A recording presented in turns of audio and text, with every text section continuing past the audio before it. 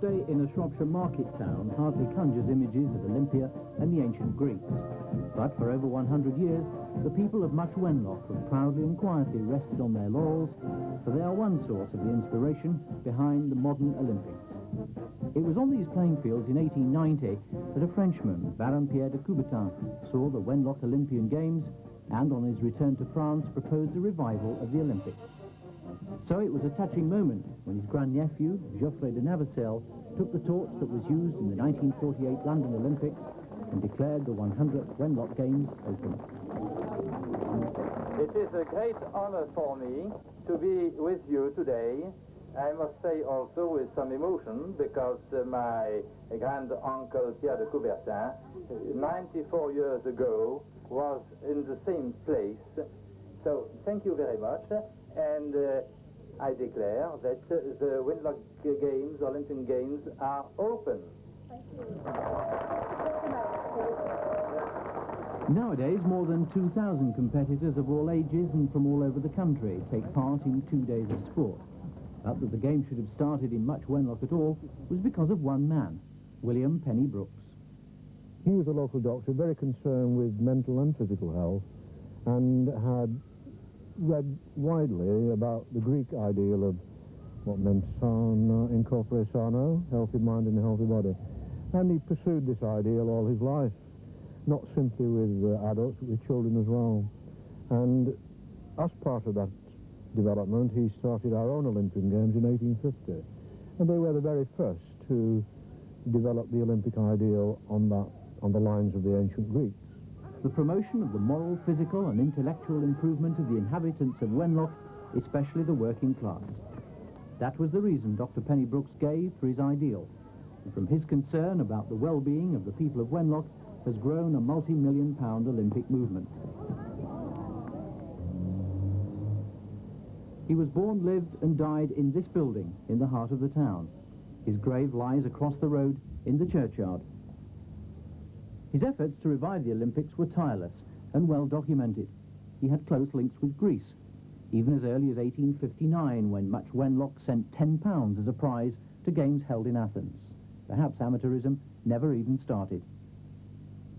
News of the Wenlock Games eventually reached de Coubertin in France, and when he made his Olympic proposals in 1894, he paid tribute to Shropshire. He wrote an article in an athletic magazine in France. Strangely enough, he wrote it on Christmas Day, 1890. That was a few months after he'd been to the Wenlock Games. And in that, he said, briefly, he wrote a long article, but briefly what he did say was that if the Olympic ideal survives today, it's not because of the Greeks, but because of Dr. William Penny Brooks, from a remote town in Shropshire, which was near to the border of Wales. There's no doubt that Coubertin was a leading light in the end, but there's no doubt that the idea of a modern Olympics was established here, without any question. That link was commemorated with the planting of an oak sapling in the Wenlock churchyard by Monsieur Navicelle, as his uncle did on his visit.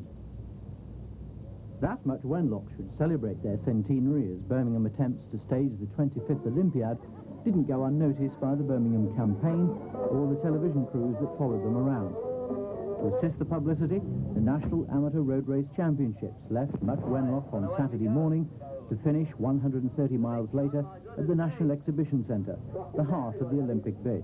The current Wenlock Games show no trace of their history, apart from displays of local culture.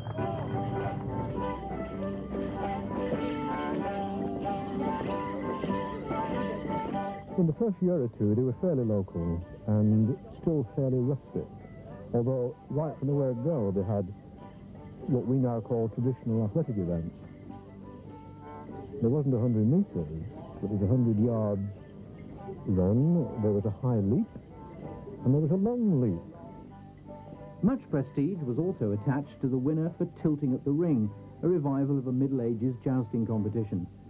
There were also light-hearted events such as a blindfold wheelbarrow race, a woman's race for a pound of tea, and a pig chase, which ended in the cellar of a house in the town.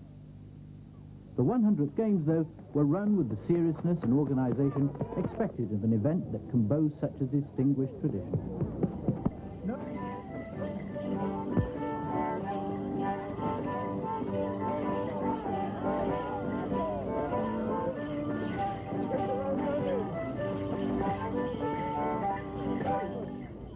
Only 3 months to go by The major athletics event has passed off in Shropshire with scarcely a hitch. It's a contest which has played a big part in modern sporting history. The town of Much Wenlock has been host to the 100th annual Olympian Games, which were the inspiration of the modern Olympics, as Geoffrey Green explains. Today, few of our Olympic athletes will have heard of this man, Dr. William Penny Brooks. In the middle of last century, he was Much Wenlock's local doctor, but his influence on his fellow men extended much further. His memorial records his fame and influence. He was eventually known as the King of Wenlock.